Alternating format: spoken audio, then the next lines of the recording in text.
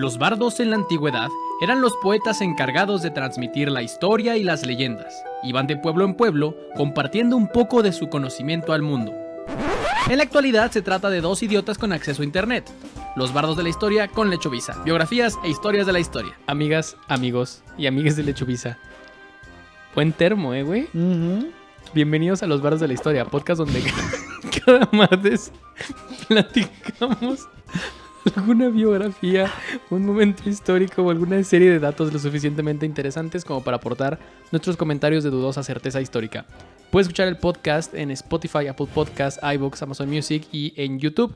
Tanto en YouTube como en Spotify puedes ver nuestras hermosas caras y te recordamos que te suscribas, nos sigas en todas las plataformas y actives las notificaciones para que te enteres de cada uno de nuestros capítulos. Sí. También recuerda suscribirte a nuestro Patreon o como miembro oficial del canal de YouTube, donde obtendrás contenido exclusivo y nos ayudarás a seguir haciendo más y más capítulos de este podcast. Sí. Mi nombre es Diego Villanueva y como cada semana me acompaña Sergio Villagrán. ¿Cómo estás, Sergio? Muy bien. Soñando todavía con el pajarote. Sí. Sí. Qué locura, estaba escuchando el episodio de la semana pasada y... Todo un viaje. Y todo un viaje, esa última historia de los emus. Salió lo peor de nosotros, lo mejor de nosotros. Lloramos, reímos, fue hermoso. Pero nada, bienvenidos a Los Bardos de la Historia 223, podcast de historia, biografías, donde estamos cada martes. Ya es un... Estamos. Sí, es Así correcto. Si están escuchando esto en el momento en el que salió, quiere decir que hoy por la noche tendremos la convivencia con nuestros Patreons y miembros oficiales del canal de YouTube. La convivencia. Vamos a armar ahí unos traguitos coquetos, ¿no? Seguramente me haré un té. Si ustedes quieren participar en esto, pueden ir al Patreon o aquí mismo en el canal oficial de Lechovisa. Pueden suscribirse como miembros y ya van a tener la información para conectarse. Así es, miembros al aire. Es correcto. Si ya pasó el 5 de agosto, hagan caso omiso. Uh-huh. Normalmente, al inicio de cada capítulo, haríamos una pequeña conversación sobre lo que ha ocurrido en nuestras vidas, pero eso ya tiene un podcast específico, que es Los Bardos de la Semana. Uh-huh. Todos los viernes, igual, por las mismas plataformas de podcast. Vayan a comentar en todos nuestros capítulos para que podamos después nosotros contestar cada viernes. En Los Bardos de la Historia, la otra persona no sabe de qué vamos a hablar hasta que le damos una pista. Y en esta ocasión me toca a mí contar la historia. Sergio, ¿estás listo para la pista? Claro. El día de hoy... Uh-huh. Es que hay como... Uh-huh. ¿Cómo te explico? Uh-huh. Hay tres pequeñas pistas. Esto es un tema. Esto es un tema, la verdad. Hay tres pequeñas pistas que estuve pensando mientras venía para acá, así que te las diré las tres. Uh-huh. La primera es un personaje que fue nerfeado por el bien de la trama. Ok. La segunda es, hablaremos de Dios, Ok. pero lo digo como un lamento. Ok. Y la tercera es, menciona Age of Empires indirecta. Ok. Vamos a hablar de...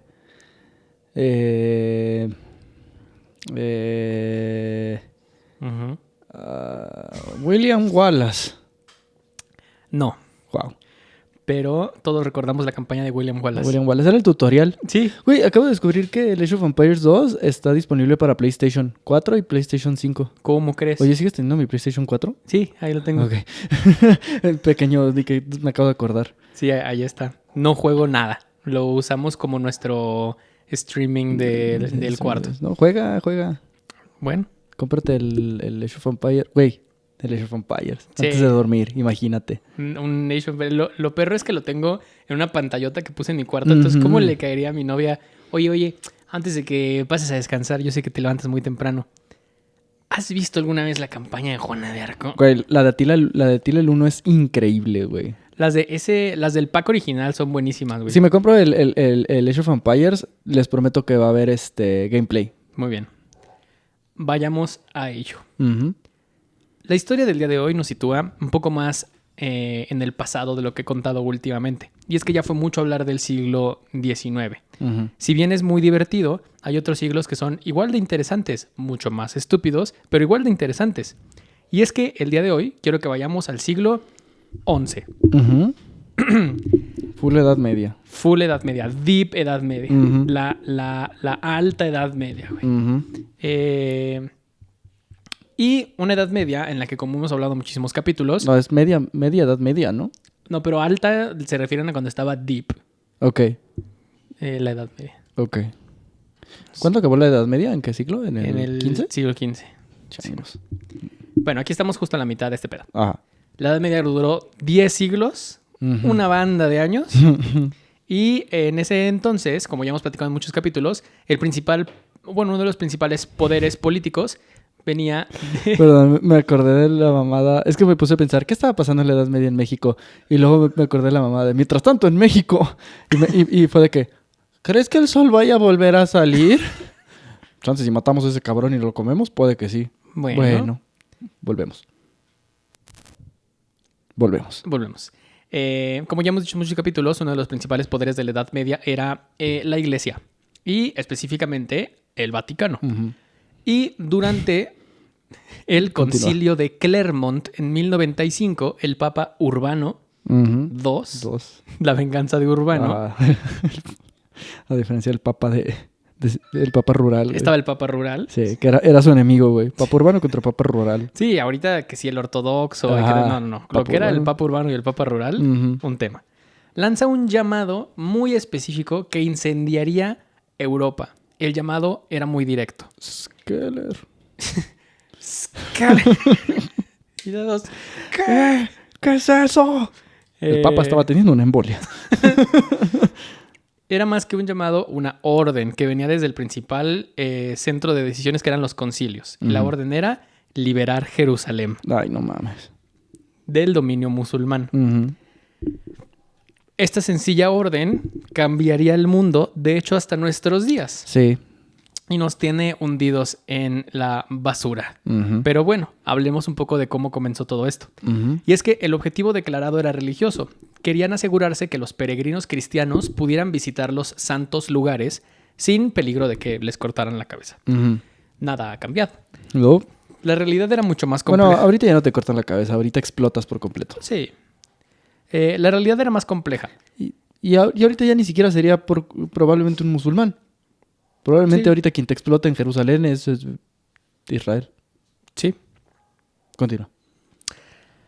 La realidad era mucho más compleja que simplemente eso. El papado buscaba afianzar... El papado. El papado. El papado buscaba afianzar su poder, ¿viste? Es que como era Urbano II, era el papado. Es que era del género urbano, güey. Ah, sí, y por eso hablaba así. El papado, que soy yo. Por eso sí es que... El más duro papa de todos los papas. Los sobrevivientes. Generalísimo. Los número 1. Alfa y Omega. Así es, día y la noche, papi. En el séptimo día nació el flow. Antes nací yo. No sé, ya se habló. Antes nací yo. El papado buscaba afianzar su poder, canalizar la violencia de los caballeros europeos hacia un enemigo externo y posicionarse como el árbitro supremo. Canalizar la violencia. Es como cuando tienes un compa que le encanta agarrarse a putazos y mejor te haces compa de él, ¿no? De que dices de que mejor juego en el equipo de este cabrón. Canalicemos su violencia. Sí. Y fue entonces que nacieron las cruzadas. La primera cruzada, 1096 al 1099, fue una aventura brutal. A su paso, los cruzados masacraron comunidades judías en Europa Central, saquearon Constantinopla y finalmente tomarían Jerusalén en un baño de sangre. Según el cronista Raimundo de Aguilers, la sangre de nuestros enemigos llegaba hasta las bridas de los caballos. Se fundaron entonces varios estados cruzados, como el Reino de Jerusalén, el Condado de Trípoli, el Principado de Antioquía y el Condado de Edesa. Estos reinos francos eran islas latinas rodeadas por un océano islámico. Para sobrevivir necesitaban alianzas, comerciantes, fortalezas y herederos. A lo largo del siglo XII, la situación en Tierra Santa era de constante tensión. Los cristianos latinos, en su mayoría de origen franco y normando, gobernaban sobre una población muy diversa. Había musulmanes árabes, turcos, judíos, cristianos ortodoxos, coptos y armenios. Sí, convivían, pero también había mucha desconfianza. El reino de Jerusalén era una entidad curiosa. Por un lado, profundamente feudal, con señores poderosos y una nobleza europea importada. Por otro, también influenciados por el clima, la cultura y la política del cercano oriente. El idioma oficial era el latín, pero el francés se hablaba comúnmente y de hecho se utilizaba en la corte, aunque el más común entre la población era el árabe. Órale. Cada que dices cruzadas, me acuerdo del chiste pendejo que dijiste probablemente hace como 2 años. El de la primer cruzada, que no es la que tuviste tú en la prepa. Y yo me arruinaste para siempre esa palabra, güey. Me la arruinaste para siempre. No voy a poder volver a escuchar esa palabra sin pensar en En la primera cruzada. En la primera cruzada. Todos recordamos nuestra primera cruzada. Todos recordamos nuestra primera cruzada. En específico esos cabrones. ¿Sí? Fue sangrienta. Como la de varios. Sí. Vivían en una... Todavía no sabían contar esos días del mes. Se tiene una imagen de los cruzados. Bastante... pues como muy romántica y como muy alterada también por la cultura popular, ¿no? Como los plantean en las películas y en las series. O en los memes. Pero ¿Has visto esos memes de los güeyes, de los caballeros templarios? Así de que cuando la morra quiere darte un beso, pero tú no has dejado de hablar de liberar Jerusalén y es un güey completamente en traje de cruzado así en la fiesta, güey. Pero estas personas... Ay, no sé, me bloqueé otra vez. ¿Dónde me quedé? A ver, ahí está. Es que además no tenemos internet y Lecho está teniendo que leer el guión desde su smartwatch. En realidad, no eran estos caballeros nobles de los que se hablaba. Eran unas basuras. Básicamente segundos o terceros hijos sin herencia de europeos. Que ya estaban buscando en las tierras del este cualquier cosa para aferrarse a un futuro. Pues era como este trip de los conquistadores también. O sea, que la mayoría de los conquistadores no era raza que ya tuviera dinero y que literal dijeron, ¿y si voy y me la paso horrible en la selva? No, pues claramente es gente que dice... O hago esto o voy a terminar arando la tierra, cosa que no quiero hacer, y de morirme de hambre o de morirme de irrelevancia a morirme o peleando o si lo consigo me hago de tierras, pues sí, pues lo iban a hacer, pero normalmente era gente horrible. Como los corsarios también para las coronas europeas o como los morros que hoy en día se enlistan en el ejército en Estados Unidos. O aquí en México. O aquí en México también. De hecho está muy cabrón porque aquí en México el ejército sigue siendo uno de los mayores métodos de movilidad social. Bueno, igual en Estados Unidos, lo cual es horrible. que esa sea el tipo de movilidad social. Sí. Los reinos cruzados fueron un experimento político y social. A diferencia de las expediciones militares europeas, el botín no era oro, sino tierra. Quien llegaba con la cruz podía recibir una baronía y quien moría tenía asegurada su salvación. Ok, o sea, también era un pedo religioso. Digo, o sea, sí entra este pedo religioso de... Pues si te mueres peleando para liberar Jerusalén, pues ya al menos te vas al cielo. Entras directito al cielo y no tienes que pagar indulgencias ni nada de eso. Y en una de esas, liberas 10 metros cuadrados de tierra y ya eres el mero de ahí. Sí. En ese mundo turbulento y hacia 1161, nacería Balduino. Ok, sí. Babuino. Jaimico. Como hijo del rey Amalrico y de su esposa Agnes. Amalrico. Amalrico. Amalrico. Amalrico. Odia al pobre. No, pues sí era rey. Sí. Amalrico. Miembros... chance era de que... ¿Y para quién es esta carta? Al Malrico. Sí. Eran ellos miembros de la todos alta nobleza. Todos tienen nombre de urbano, güey. Al Malrico de todo el género. Y Agnes. Venían de la nobleza franca establecida en tierras santas de las primeras cruzadas. Amalrico era el segundo hijo del rey Fulco de Anjou. Fulco Pop. Y la reina Melisenda, mujer poderosa que gobernó como reina regente y marcó la política del reino con su astucia. En otras palabras, Balduino nació no solo como príncipe, sino como heredero. Tenía mucho poder ya desde que nació. Pues venía de una mezcla de sangre europea y oriental con muchísima experiencia política. Sí. Tierra Santa, a pesar de estar bajo dominio cruzado, requería gobernantes que entendieran tanto las reglas del campo de batalla como el tema diplomático y político. Desde pequeño, Babuino fue criado como cualquier noble. Aprendió a cabalgar, leer los salmos, escuchar misa, hablar latín y francés, o como cualquier niño tapatío. Fue cualquier niño del Canadian. No, güey, es como mi prometida es de que el otro día me estaba platicando de que, sí, yo sé un poquito de chino. Y yo, ¿por qué? Es que en la primaria.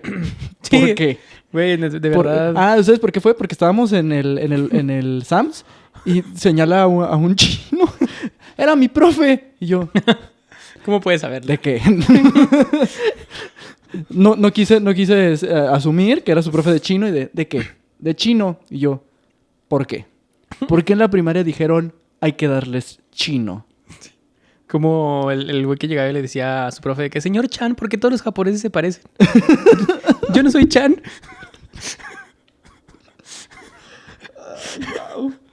Ay, es que pobres asiáticos, güey. En fin, hoy vamos a ser racistas con otro grupo. Aprendió a cabalgar, leer los salmos, escuchar misa, hablar latín y francés y ya iba a Van Gogh desde morrito. Fue Pues puesto... no es tan difícil aprender a escuchar misa, así de que siéntate ahí. Ah, qué bien lo hace. Ah, es un distinto. Y alguien decía, no oigo. Y ¡Qué no, bruto! No va a poder ser rey. Fue puesto bajo la tutela de uno de los hombres más brillantes del reino. No confundir con el director Guillermo del Toro. Este es Guillermo de Tiro. Guillermo de Tiro, ok. Ajá. Cronista e historiador, quien sería el primero en notar que algo está mal con este niño. ¿Cómo crees? Sí. No mames, como el otro día leí un tuit que era una señora que decía, oigan, ¿qué hacen si notan que su hijo tiene rasgos un poquito psicópatas? De que pues le gusta lastimar animales y no tiene de que empatía. Y yo de que, chale. Lo de él no era tanto psicológico. Cuando estaba al cuidado Tenía de un Guillermo, observaba que mientras jugaba con otros niños nobles, pues que empezaban a molestarse y jugaban muy rudo y que se llevaban pesadito, un niño lo mordió en el brazo y se convirtió en niño. Y Lo convirtió, se volvió musulmán, güey. un niño lo mordió en el brazo y él no reaccionó, pero lo mordió duro, güey. Y él ni se dio cuenta. ¿Qué pedo con los niños? El tutor consultó con médicos locales y, junto a una mezcla de sabiduría latina, griega, árabe y judía, llegaron al diagnóstico. Lepra. Lepra. ¿Y tenía ya la piel podrida o qué? Y es que Ahora me siento mal por el niño que lo mordió. la lepra tiene un desarrollo en el cual no directamente se te pudre la piel, sino durante los primeros años de la enfermedad te salen unas manchas. Y durante los siguientes años empiezas a perder un poco de sensibilidad. Entonces estaba en esa etapa. ¡Ay, qué asco! Acabo de captar. Imagínate morder a un leproso. Sí. De que lámele las llagas. Sí, de hecho el nombre clave de este capítulo No se los voy a nunca lo decir. sabrán. No, hay niños presentes. En el siglo XII, la lepra era más que una enfermedad, era una maldición divina. Sí. En la Biblia se asociaba con impureza, pecado y aislamiento. A los leprosos se les obligaba a vestir harapos, tocar campanas y vivir en leproserías. Toca la campana, leproso. No te digo tocar. Traían su campanita. Tin, tin, tin, tin, tin. El tema es que para cuando se dieron cuenta de esto, Baldwin ya era un príncipe. No puedes hacerle lo mismo. Su linaje, su inteligencia, su potencial político eran demasiado valiosos como para encerrarlo, y el diagnóstico se mantuvo en secreto. Babuino continuó con su educación, aunque ya marcado por un destino que él sería definitivo. Guillermo de Tiro, su mentor, describe a Babuino como un joven brillante, inquisitivo, fuerte, y a pesar de su enfermedad desarrolló una sensibilidad aguda por la política y la justicia. Sabía que su tiempo era limitado y lo usaba con determinación. Que se le caía el brazo de vez en cuando, pero lo usaba para golpear a los débiles. Para darle zapes a los mensos de la clase. Se lo volvió a poner como Biónico. La corte no estaba tan contenta con esta descripción, y es que el reino vivía en una cuerda floja. El rey Amalrico, su padre, hizo lo posible por mantener unido al reino, enfrentando amenazas de Egipto al sur, de Damasco al norte y de Bizancio al este. Es que, güey, chinga tu madre la zona, güey. Sí, o sea, sí. No mames. O sea, no vas a tener un día en paz, güey. Todo mientras el pequeño Baldwin crecía en la sombra del poder. A los 13 años, la tragedia golpea de nuevo, y es que el rey Amalrico muere. Y el reino, con enemigos en todas direcciones, con las nuevas cruzadas en la puerta, y con esta situación geográfica tan complicada, dice, ¿sabes qué? ¿Sabes quién va a ser nuestro nuevo rey? El leproso. El niño leproso, güey. ¿Cómo no? Yes. Los güeyes de la corte. Va. Va, güey. Simón. Conste. Va. Órale. Va. Arre. De que, oye, ¿qué tiene? No sé, llegó del trabajo y no ha dejado de decir eso de que... Va. Arre. Mientras se sirve su cereal. Es que, claro. Está bien. Vamos. ¿Por qué no? Vamos Le dándole. echa chela al cereal. Vamos a hablar de por qué estaban tan nerviosos en la corte. En 1174, Jerusalén estaba en una situación delicada. Su rey Amalrico había muerto, víctima de una disentería que lo consumió en pocos días. Ni siquiera fue algo avisado. De un día para otro se murió este cabrón. Ay, qué muerte era avisada en el siglo XII, güey. Pues la de Baldwin. Bueno, sí. Con su muerte se extinguía el liderazgo de un monarca que, si bien había cometido algunos errores políticos, había mantenido el equilibrio precario entre las fracciones internas del reino. Era un monarca fuerte. Era un monarca estable.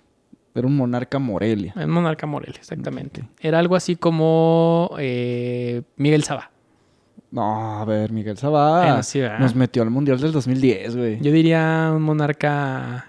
Wiki. Un juego wiki, sí. Ajá. De repente la cagaba. Pero otras Pero veces decías, ah. iba bien por arriba, güey. Sí, y por abajo. Cuando Por metía abajo mano. la mano también. Ajá. El trono pasaría ahora a su hijo de tan solo 13 años. Perdona las amistades que no saben de fútbol. Y además de fútbol mexa, Así de que no, o sea, no. de que niños sin amigos viendo el Canal 9. O sea, totalmente, dos hombres totalmente heterosexuales. Sí, o sea, sí. no hay de otra. Ni un gramo de... No. Hemos compartido cama y ponemos almohada en medio. Así, Sí, o sea. sí.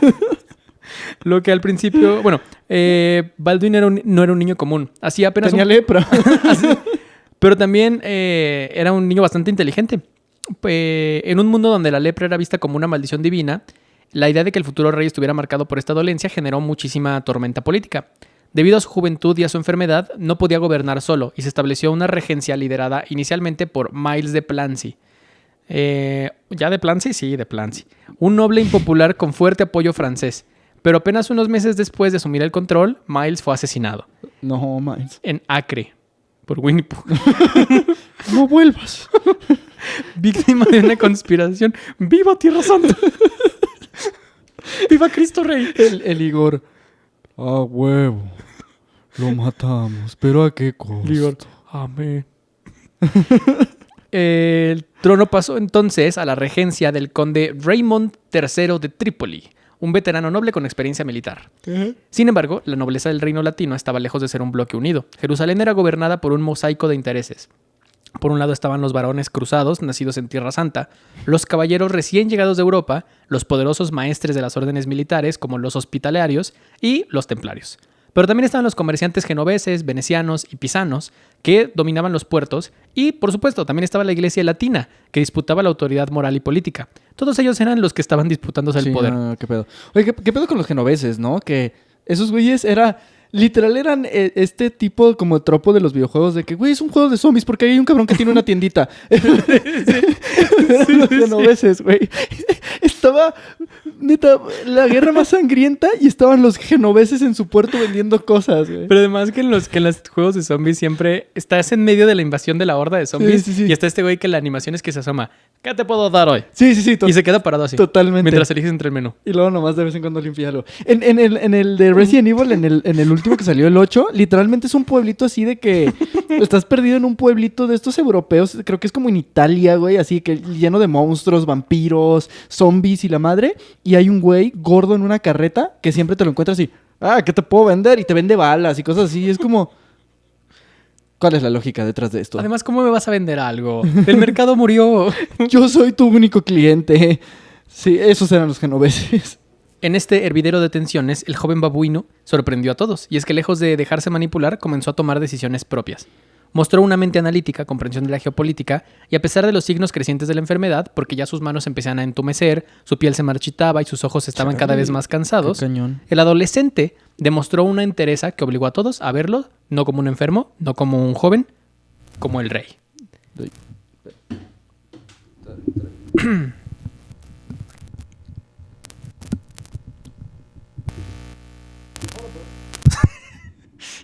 Mejor. Pero este rey tendría un villano. No mames, el Joker. Y es que mientras Jerusalén buscaba estabilidad interna apoyada con una fe ciega en un leproso, en el este se levantaba una figura que cambiaría el equilibrio del poder. Salah ad-Din Yusuf ibn Ayub, Saladino. conocido como Saladino. No mames, el que inventó las galletas saladas. Sí. Saladino, de origen kurdo, había sido designado visir en Egipto por el califa Fatimi. ¿Cuántas de estas palabras que acabo de decir, Sergio, así a bote pronto crees que sean en español? Pero en poco tiempo... Bien, califa. que dato curioso, yo...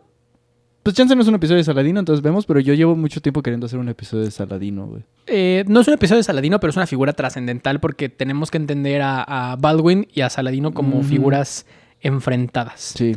Pero yo lo voy a contar desde la perspectiva de Baldwin. Ok, yo luego cuento la vida de Mahoma. Bueno, va a estar súper peligroso. No, vamos a estar serios todo el rato. Sí. Desde 1700... En cuanto digamos la meca, así de que los dos...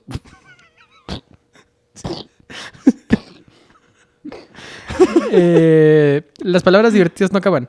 En poco tiempo consolidó su autoridad, abolió el califato chiita y restauró la ortodoxia suní bajo el califato abbasí. ¿Sabes qué me da risa? Que una vez Mena dijo que ella sabe perfectamente eso. Sí, yo lo voy a apuntar. Esa historia. Entonces va a tener que venir a contarla. Porque dijo, una vez hablen de algo que sí sé. Y procedió a decir eso. Sí. Entonces ahora Mena vas a tener que venir a contarnos qué es eso. Así es. Son 3 líneas las que dije. Sí, no entiendo. Desde 1174, tras la muerte del antiguo patrón Nur al-Din, Saladino comenzó una campaña sistemática para tomar el control de Siria y crear un frente islámico contra los reinos cruzados. Sus conquistas en Damasco, Homs y Alepo consolidaron su posición como sultán de Siria y Egipto, y por primera vez desde la primera cruzada, el mundo islámico tenía un líder carismático, con un ejército unificado y un propósito claro: el yihad por Jerusalén. No, el yihad no. No, Lisan Al-Gaib. Vi la película de la Fórmula 1. Ajá. Y sale también de Bardem, ¿no? El dueño de la escudería es Javier Bardem. Ajá. Y hay una escena muy al principio donde encuentra a su piloto. Ajá. Y obviamente todos los hombres pensamos lo mismo porque se le cae viendo así. Lisan Al-Gaib. Lejos de esconderse... Bueno, no. Las fronteras del reino... No, mejor no lo cuento. No sé que no se esconda. Las fronteras del reino comenzaron a ser hostigadas. Saladino lanzaba incursiones menores contra Tiberíades, Ascalón y los castillos del sur. Balduino, aún joven, organizó respuestas rápidas. Se alió con tribus enemigas de Saladino e incluso pactó con ciertos señores armenios del norte. Lejos de esconderse en el palacio, el rey enfermo montaba a caballo, recorría fortalezas y se presentaba ante sus soldados. Esa imagen comenzaría a tejer su leyenda. Y en el otoño de 1177, Saladino cruzó el desierto del Sinaí con un ejército de entre 20 y 26 mil hombres. Mi mamá que todo lo que es de Medio Oriente suena épico, güey. Todo, Sí. todo, absolutamente todo. Todo es un güey. cabrón en caballo con arena así moviéndose. Sí. Y de fondo nada más la voz de una morra. ¡Ah! ¿Como un don? ¡Ay! ¡Ah! Y tú, pues, es un héroe. Puta, güey, es un cine. ¡Ay! ¡Ay! Mientras el güey está trepando en un pinche gusanote, güey. O sea, cuando te lo explicas, ya es un güey que trepa gusanos. Como... Sí, es la historia de un montaperros, güey. Pero como es en el desierto con un soundtrack cabrón, güey, sí. es épico. Ay, ay. Su objetivo era claro, tomar Jerusalén. Creía que el reino cristiano estaba debilitado, les digo, súper vivas, debilitado, dividido y sin capacidad de responder. Y tenía razones para pensar así. A Sí. ver, el rey es un leproso. Balduino se encontraba en Ascalón, con una fuerza reducida, ya que muchos caballeros habían partido al norte para atender una amenaza en Trípoli. El rey, también gravemente enfermo, recordemos, apenas podía caminar y era llevado en litera. Pobre cabrón. Y a su disposición solamente tenía 500 caballeros y 3.000 infantes, frente a los 26.000 de Saladino. Saladino cruzó Gaza y comenzó a devastar el sur de Palestina. Pensaba que Jerusalén caería sin resistencia. Balduino, en una decisión temeraria, ordenó marchar directo hacia el enemigo. El 26 de Ni noviembre... modo que no se quite. Sí, güey. Ni modo que me atropelle. ¿Sabes que nunca va a esperar? Que seamos pendejos. ¿Sí? No vas a ver cómo responder a la táctica menos conveniente. No mames, agárrate cabezazos sus espadas. El 25 de noviembre de 1177, cerca de Montguisard, los dos ejércitos se encontraron. Ah, cabrón, ¿qué es No, aquí, ¿qué hacen güey? acá, ¿Cómo cabrón? crees? Qué calor, ¿no? Saladino no esperaba una emboscada. Su ejército iba desordenado, confiado en la victoria y estaban cargados de botines. Balduino y sus hombres atacaron como un rayo. Se dice que el rey, llevado en una camilla, al frente de todo su ejército... No mames, no puede ser. Imagínate que te gane un cabrón en cama, o sea... Pero es que además, o sea, imagínate, la neta, eres Saladino, eres un güey verguísima, tienes 26,000 cabrones Sí. dispuestos a matar por ti. Genuinamente piensas que tu misión es divina. Pero de repente, de una duna por el lateral de tu ejército, 500 pelados, liderados por un cabrón en litera, leproso, con la señal de la Veracruz, Ujú. va dirigiéndose hacia ti a toda Sí, velocidad. mientras suena... ¡Ay, ay! Dices, no soy el protagonista, No, güey. esta no es mi historia. Creo que esta no es mi película. Sí, totalmente, güey. Cuando captas que no eres el personaje principal, güey. No mames. La batalla fue feroz. Los musulmanes fueron tomados por sorpresa, desorganizados. Muchos murieron ahogados, pues intentaron cruzar ¿En dónde? Intentaron cruzar hacia su derecha un pequeño río. Wow.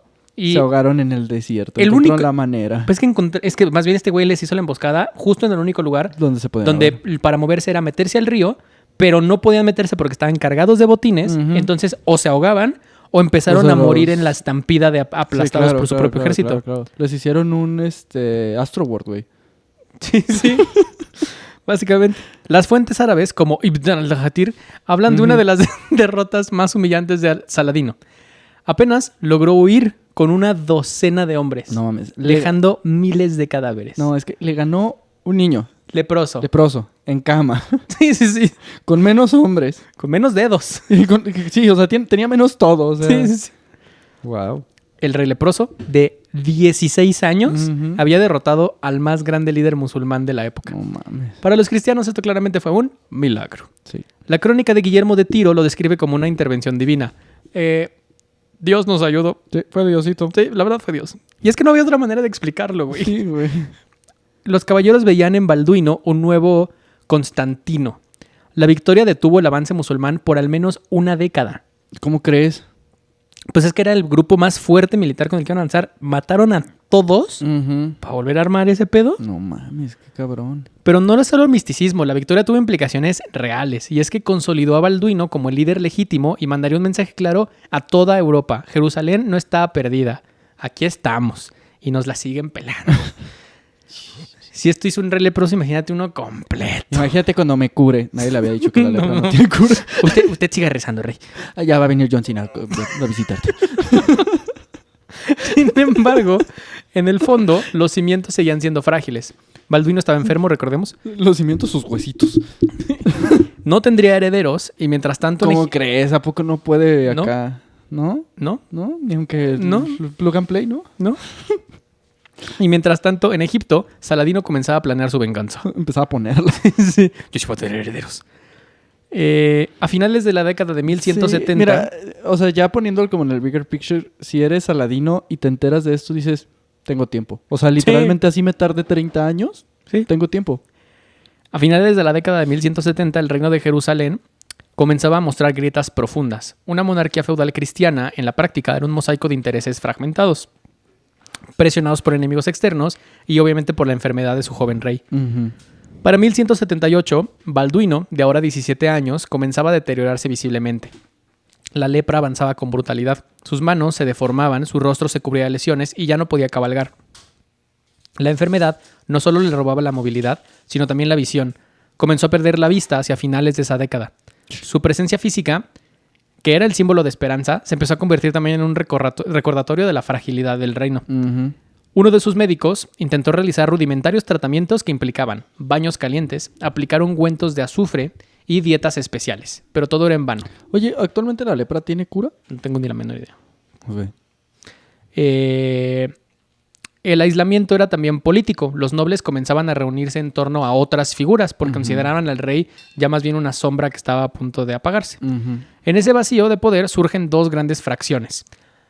La de Raimundo III de Trípoli, primo lejano del rey, y la facción de Guy de Lusignan, noble francés sin tierra, traído a Jerusalén como un posible esposo de Síbila, la hermana del rey. Contaba con el apoyo de los templarios, una parte de los clanes franceses y del partido más militarista de la corte. Ambos querían controlar el futuro del reino. Raimundo había sido regente. Gerente general de un McDonald's. Con eso Tenía mucho entendía. currículum. Pero no un McDonald's chiquito, no como el que está en Gale, no, del grandote que está en el centro, ese que todavía tiene los juegos, que no lo han remodelado porque no, todavía viene mucha gente, de ese. El que tiene 2 pisos. El que tiene, no mames, el que tiene 2 pisos. Tenían doble de McFlurry, güey. Sí. Raimundo había sido regente antes, pero su autoridad fue minada al ser acusado por sus enemigos de debilidad y cobardía. Guy, en cambio, era impulsivo, ambicioso, sin experiencia militar, pero con padrinos políticos. Y el joven rey, atrapado entre ellos, intenta maniobrar políticamente. Ah, pobre cabrón, güey. Incapacitado físicamente, mantenía una mente lúcida y se resistía a convertirse en una figura ceremonial. Uno de los puntos de mayor tensión era el futuro del trono. Pues como Balduino no podía engendrar herederos, Heredero.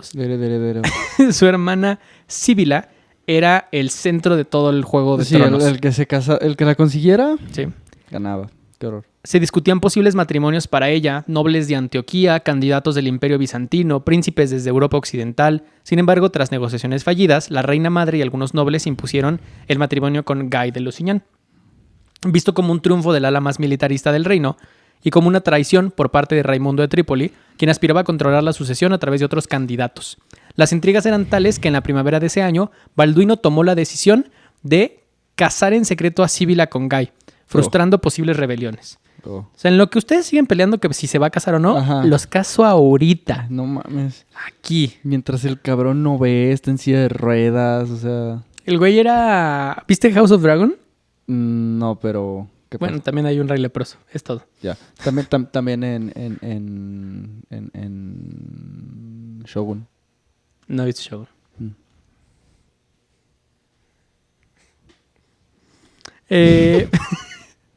Wow. Mientras el reino se desangraba internamente, los aliados también empezaban... También el rey. También el rey. Sí. Pero también las alianzas. Llegó el internet. Dale. El papado, más preocupado por los conflictos en Italia y por las tensiones con el Sacro Imperio, no brindaba ningún apoyo militar. Bizancio, aún poderoso pero desconfiado de los cruzados, evitaba compromisos directos. Y los templarios, lejos de actuar como fuerzas de unidad, se enfrentaban entre sí por recursos y posiciones. El resultado era un reino dividido. Los templarios eran una basura, güey. Después cuando cuento un poquito más sobre la historia de los templarios, como dice Lechu, se creía que eran estos güeyes así, cabrones y honorables. No, güey. Eran unas basuras, güey. Por eso son los villanos de... Y mientras todo esto pasaba, Así es recordemos que del otro lado, en el occidente, Saladino seguía esperando. Seguía apretando el puño de la furia de, no mames, es un niño. Saladino seguía enojado, güey. Ujú. Y es que Saladino entre 1175 y 1180 comenzó una serie de campañas para unificar las fuerzas musulmanas. Derrotó a fracciones independientes en Damasco, firmó alianzas con enemigos, se mostró como defensor del Islam y utilizaba una retórica religiosa muy hábil que lo convirtió en una figura muy carismática. Utilizó el concepto de yihad no solo como una guerra santa, sino como un proyecto político. No se trataba de recuperar Jerusalén, sino de reconstruir un ideal islámico.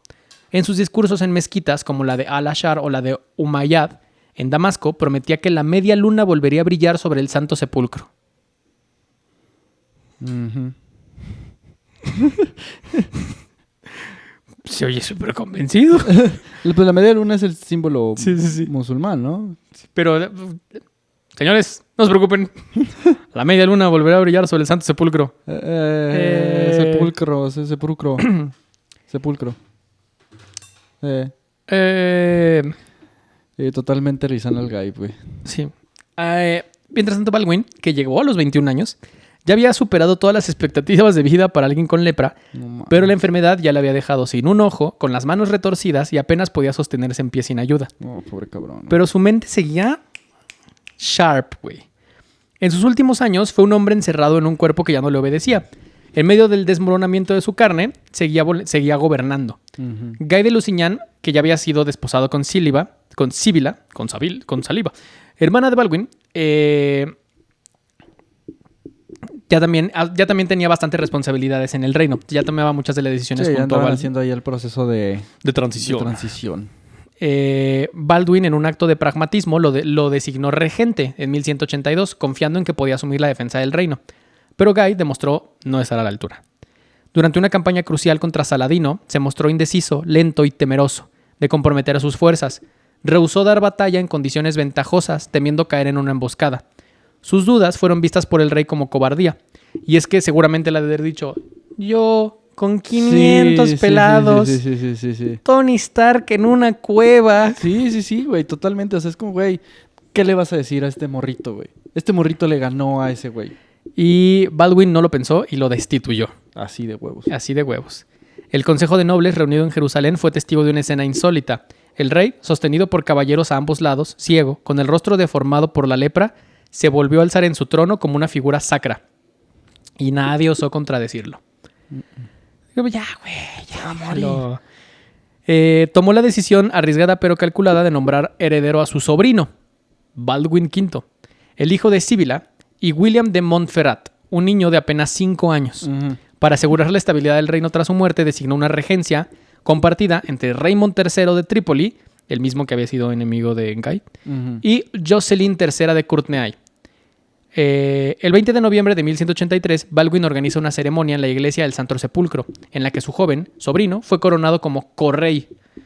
En esa ocasión, se sentó por última vez en su trono y su cuerpo ya era un espectro de lo que había sido, pero su determinación seguía siendo bastante importante. Qué cabrón. Esta escena, descrita por cronistas como Guillermo de Tiro, que lo había documentado durante toda su vida, tenía el tono de una tragedia griega, y es que un rey con la mente más fuerte de su generación estaba atrapado en un cuerpo podrido. En la primavera de 1185, Jerusalén queda en silencio. Baldwin IV, el rey leproso, muere, con apenas 24 años. Su cuerpo, casi consumido, fue envuelto en lino blanco y trasladado por la Vía Dolorosa, en un cortejo fúnebre seguido por miles. La ciudad entera parecía de luto. Incluso quienes lo habían detestado como gobernante no negaban la estatura trágica de su figura. Para muchos era algo más que un rey, era un mártir, un joven destinado a morir que se había enfrentado a los gigantes. Desde niño había soportado el sufrimiento que habría quebrado a cualquiera, pero él reinó sin misericordia, pero también sin perder la razón. Combatió a Saladino en campo abierto y gobernó entre traidores. Mantuvo unido el reino, que estaba dividido por intereses europeos, eclesiásticos y orientales. Y todo lo hizo con mucha inteligencia. Los cronistas describen su féretro, que fue llevado al Santo Sepulcro, el lugar mismo donde se creía que Cristo había resucitado. Algunos creyeron que Baldwin también sería recordado como un santo. Su tutor y biógrafo Guillermo de Tiro escribió: su cuerpo era repugnante, pero su alma era incorrupta. Fue más grande que muchos que nacieron sanos y murieron sin gloria. Sí. Pero la muerte del leproso fue el principio del fin. Sí. Sí, no, güey, se ve venir que van a valer, pero... Su sucesor, Baldwin V, de apenas 8 años de edad, muere un año después. ¿Cómo crees? Sostienen la mayoría que fue envenenado. Sí, claro. Lo cierto es que su muerte abriría una lucha por el trono que sumiría el reino en un caos. Sibila, madre del niño fallecido, hermana del rey fallecido, aprovechó, y esposa del pendejo, aprovechó la ocasión para reclamar el trono para ella. Ajá. A pesar de la oposición del conde de Trípoli y otros nobles, Sibila fue coronada en una maniobra astuta. Anuló su matrimonio con Guy para conseguir el favor del clero, pero luego eligió a Guy como nuevo esposo justo después de la coronación. Porque el clero le dijo: no vamos a permitir que lo hagas si estás casada con el que con el que Baldwin no había querido. Ajá. Anúlenmelo. Órale, va. Y luego se volvió a casar. Se hace reina y se casa otra vez con él. Ya no me pueden destituir. Ya que me van a decir, ya soy la reina. Sí. Estos dos eran así, mira. Ajá. La traición fue bastante perra. Raymond de Trípoli había sido humillado. El reino estaba en manos de una pareja que, la verdad, ya era bastante impopular. Guy carecía del respeto de los varones y Sibila no tenía el respaldo de la aristocracia. Con la autoridad fragmentada, la tercera venida de Saladino se acercaba. Quien había observado cuidadosamente la situación desde Damasco, supo que este era el momento y comenzó a reunir otra vez a las tropas. La muerte de los dos Baldwin había dejado al reino de Jerusalén en un estado de precariedad política, militar y espiritual. Quienes ascendieron al trono gracias al apoyo de algunos pocos ya habían sido totalmente abandonados por estos apoyos políticos. Su liderazgo estaba muy lejos de la astucia del rey leproso y, mientras tanto, Saladino era todavía más popular de lo que había sido en un principio, pues ya era sultán también de Egipto y de Siria. Observaba con paciencia cómo el reino cruzado se desangraba. Saladino había consolidado su poder en el mundo musulmán después de años de guerras internas y la tregua firmada con los cruzados durante el reinado de Baldwin IV había expirado y las provocaciones de señores como Reinaldo de Chatillon ofrecieron a Saladino el pretexto ideal para una ofensiva total. En junio de 1187, el ejército cruzado encabezado por Guy de Lusignan reúne a 20.000 hombres. Incluye a los templarios y a los hospitalarios, caballeros de renombre y peones cristianos de todo el reino. Frente a ellos, Saladino reunió una fuerza de más de 30.000 soldados, experimentados en la guerra del desierto y motivados por el llamado a la yihad. El 3 y 4 de julio de 1187, las fuerzas cruzadas marcharon desde Séforis hasta Tiberíades, buscando liberar la ciudad situada por los musulmanes, pero cayeron en una trampa. En medio del calor sofocante del verano palestino, privados de agua por la destrucción deliberada de los pozos y acosados día y noche por la caballería ligera, los cruzados llegaron exhaustos y deshidratados a una meseta conocida como los Cuernos de Jatín. Además, verguísimas los nombres de todo, güey. Sí, es lo que te digo. Probablemente cuando dijeron los Cuernos de Jatín, No, nos torcieron allá en Tepa, güey. Ajá. Nunca es eso, güey. Sí. La venganza cayó en los cuernos de Jatín. Sí, de que no, nos agarró la policía en Villapositos, güey. No, no mames. Sí.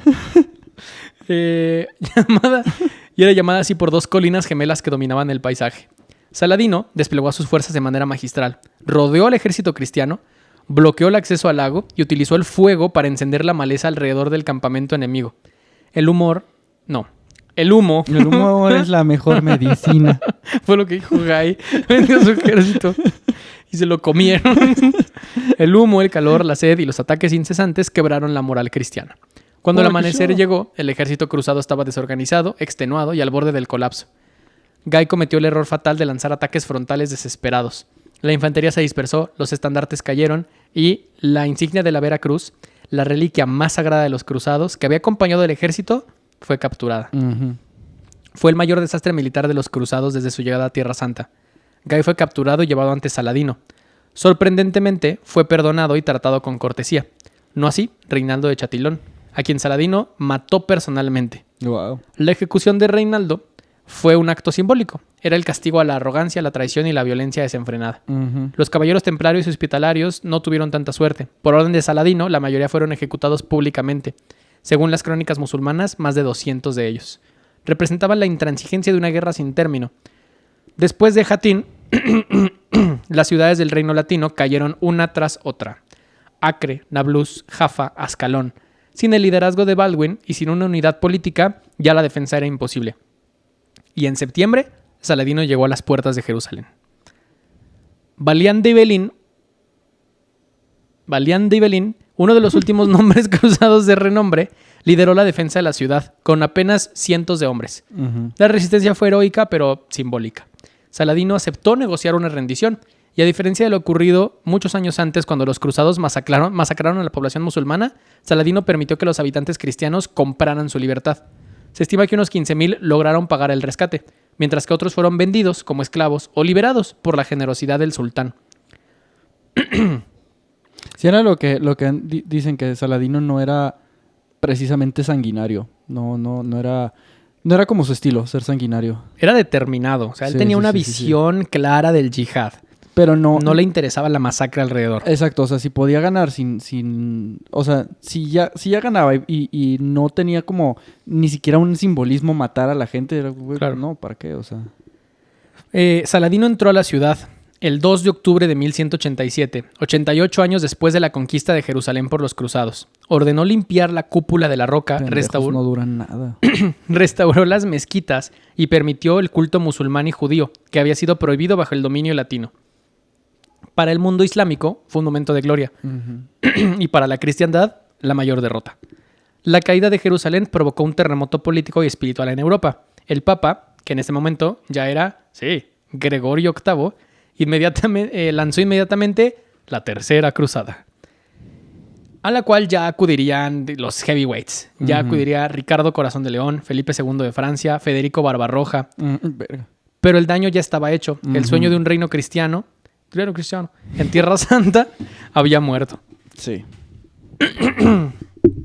La historiografía ha variado mucho entre ver a Baldwin como un mártir, como un gobernante lúcido o como un reformador político. Autores como Steven Runciman lo destacan. Runciman. Lo destacan como un estadista precoz. Mientras que otros, como Bernard Hamilton, han estudiado su educación, su amistad con William de Tiro y su visión militar. No fue nunca un santo canonizado, pero su resistencia frente a la decadencia física y moral le da una dimensión espiritual. En una época donde la lepra era considerada un castigo divino, Ujú. Baldwin la convirtió en una herramienta de poder. Salud. Gracias. Así Es la empieza lepra. la lepra. Baldwin es muy conocido por la película Kingdom of Heaven, Ok. dirigida por Ridley Scott y Órale. donde es interpretado por Edward Norton, ¿Cómo crees? bajo una máscara de plata. No sé si has visto estos TikToks o videos del rey con una máscara de plata. Doctor Doom. Otro. Ok.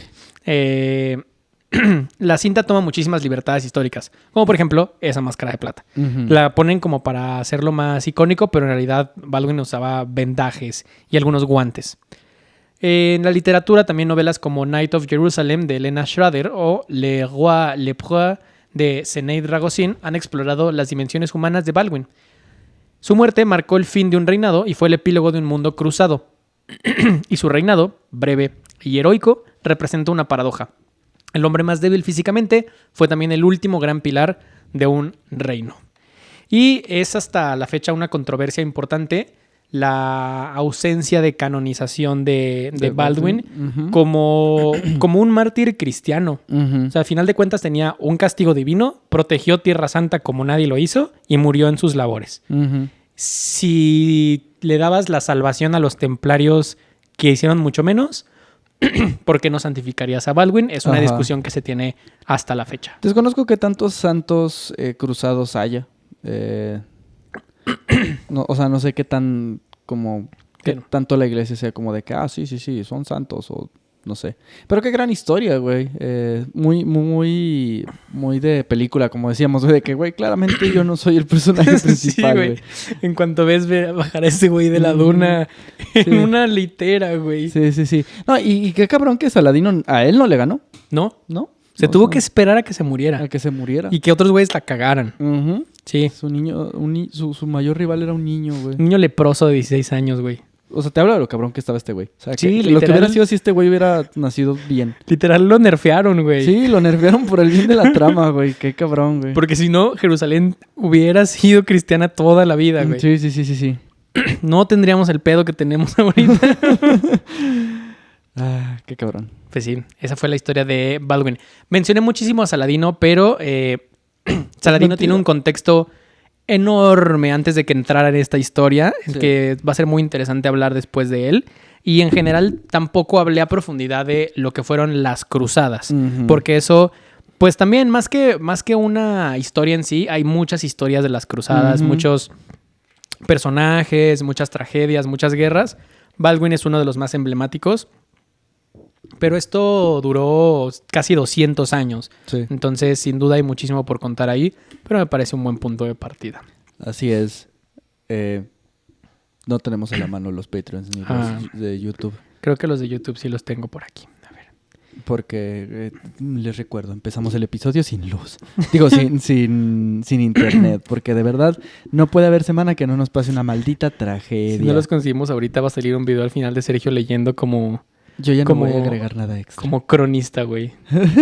Pero si no, ya saben, de todos modos, el viernes los mencionamos en el episodio de Los Bardos de la Semana.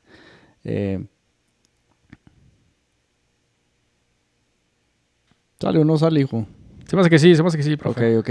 Bueno, recordando y agradeciendo a todas las personas que son suscriptores tanto en YouTube como nuestros seguidores en Patreon, que mes con mes nos apoyan con una pequeña cantidad que nos ayuda a mejorar nuestra calidad. Por ejemplo, la semana anterior pudieron ver que ya teníamos mucho más invitados, tenemos la facilidad ya de grabar en otros lugares, gracias a la consola, a los micrófonos que hemos comprado. Se ha notado la mejora en el audio, muy cañón. Tenemos ahí algunas ideas nuevas, queremos comprar una nueva cámara, queremos quizás en su momento comprar una mejor computadora para traerles todavía más contenido. Les recordamos que también este viernes sale Los Bardos de la Semana número 3. Donde no sabemos de qué hablamos porque todavía no lo hemos grabado, pero les aseguro que va a estar padre. Y cuéntenos. La idea de Los Bardos de la Semana también es que hablemos un poquito de todo. Entonces, no solo como de noticias, sino un día podemos hablar de un tema en específico, como, no sé, los molletes, del Festival del Mollete. Vi que va a haber el Festival del Cheesecake en Cheesecake Factory. Entonces, creo que podría ser un buen momento para que Lecho y yo vayamos y grabemos un video en Cheesecake Factory. Cabrón, ya, por favor, por el amor de Dios. No supe, güey. No. Les voy a decir los de YouTube si quieren. Me arruinó. No, mejor Mejor ninguno. Ustedes saben quiénes son. Y la neta, les agradecemos mucho. Ya saben qué pedo. Ya saben qué pedo. No, el viernes los mencionamos 2 veces, al principio y al final. Y si esto les molesta mucho, mañana en Instagram grabo así en historias. Uno por uno. Sí. Una como disculpa. Arya Stark. Ajá, es que yo no tengo mi celular a la mano ahí. Pero les queremos mucho. Gracias. No se vayan. Recuerden, como ya les dije, que el día de hoy por la noche, 5 de agosto, estaremos haciendo la convivencia de los bardos de la historia. Si están escuchando esto después, esperamos hacer más de una, o sea, que esto suceda más de una vez. Pero, ¿cómo pueden enterarse de todos estos eventos? Suscribiéndose justamente a nuestras plataformas como Patreon y YouTube. Nosotros somos los bardos de la historia. Que nos vamos, pero no sin antes decirles, como cada semana, que... Si ven a un cabrón bajar de una duna, cargando la Veracruz, siendo cargado en una litera y con una canción de fondo que es... Entiéndalo. No son ustedes el personaje principal. Sí. Imagínate cantarle el tiro a un güey en la calle. Sí. Y tú estás así tranquilo y en cuanto el güey se quita la playera, Sí, suena... sí. Sí, no. Claro que sí, güey. Sí. Me le metí a Lisan Algaí. Claro, mi diva también, hasta que me le metí a Lisan Algaí. Ya vámonos. Al Nissan Algaí. El Nissan Algaí, güey.